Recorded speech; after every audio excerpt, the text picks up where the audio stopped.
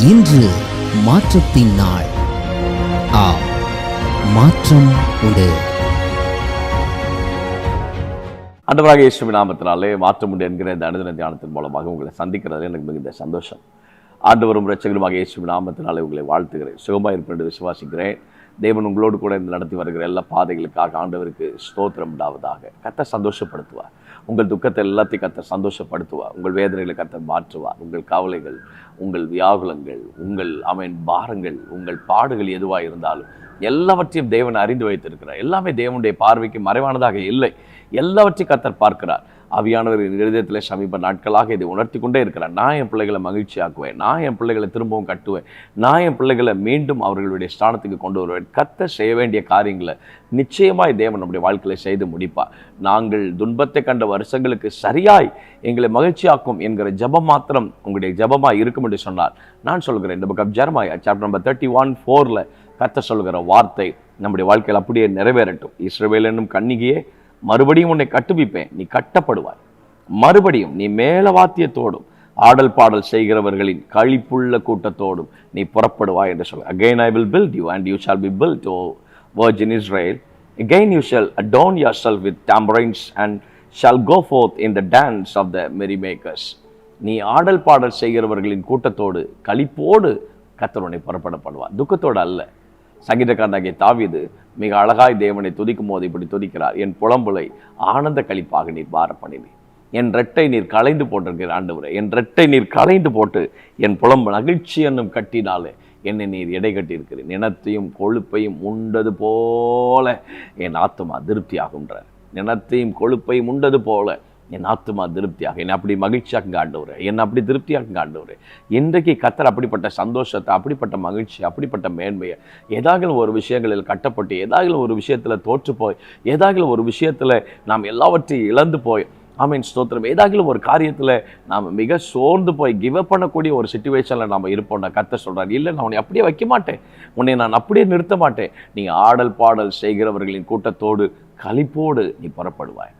நான் பார்த்துருக்கிறேன் என்னுடைய சிறு பிராயங்களில் நாங்கள் தேவனை ஆராதிக்கும் போது, கர்த்தரை துதிக்கும் போது, இந்த டாம்பரின்ஸ் வைத்து தேவனை துதிக்கும் போது அது சந்தோஷத்தின் மிகுதியில் சிலர் அதை வித்தியாசமாக அவர்களுடைய கை நயங்களை எல்லாம் அதில் அழகாய் காண்பிப்பார்கள்.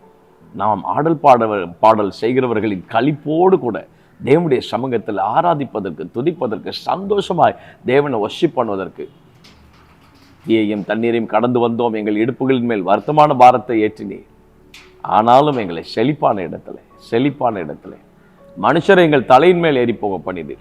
அதெல்லாம் இருக்கட்டும், ஒரு நாள் இருந்தது நம்ம வாழ்க்கையில், அதெல்லாம் ஒரு நாள் இருந்தது.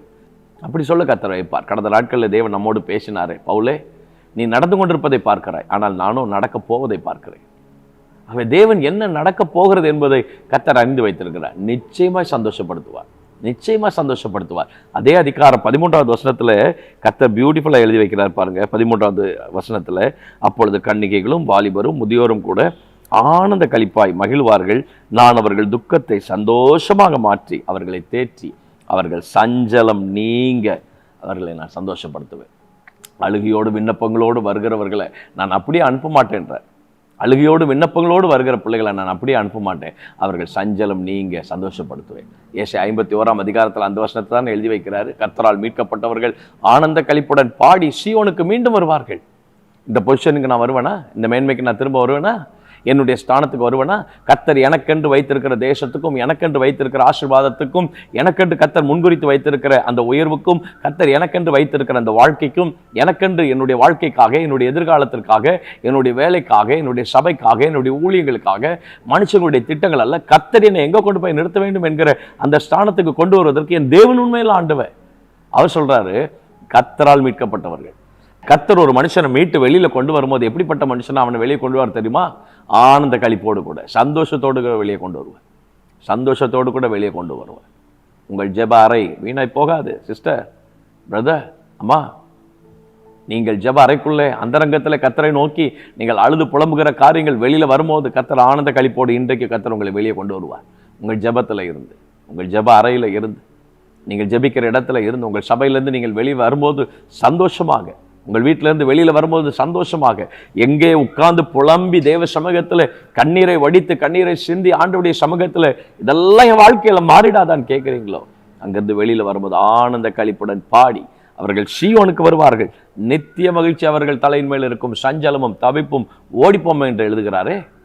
எரேமியா 35வது அதிகாரத்தில் அதே காரியத்தை தானே கர்த்தர் எழுதி வைக்கிறார். உன் வாழ்க்கையில் இருக்கிற வனாந்தரமான சூழ்நிலையில் எதுவாக இருந்தால் ட்ரையா இருக்குதா, இல்லை நான் அதை சந்தோஷப்படுத்துவேன், சந்தோஷப்படுத்துவேன். அது மிகுதியாய் செழித்து பூரித்து ஆனந்த களிப்புடன் பாடும்.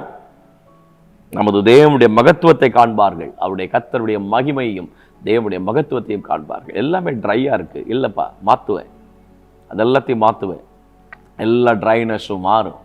உலர்ந்து போன எல்லா சூழ்நிலைகளும் கர்த்தர் உயிர்ப்பிப்பதற்கு தேவன் உண்மையில் ஆண்டவர்.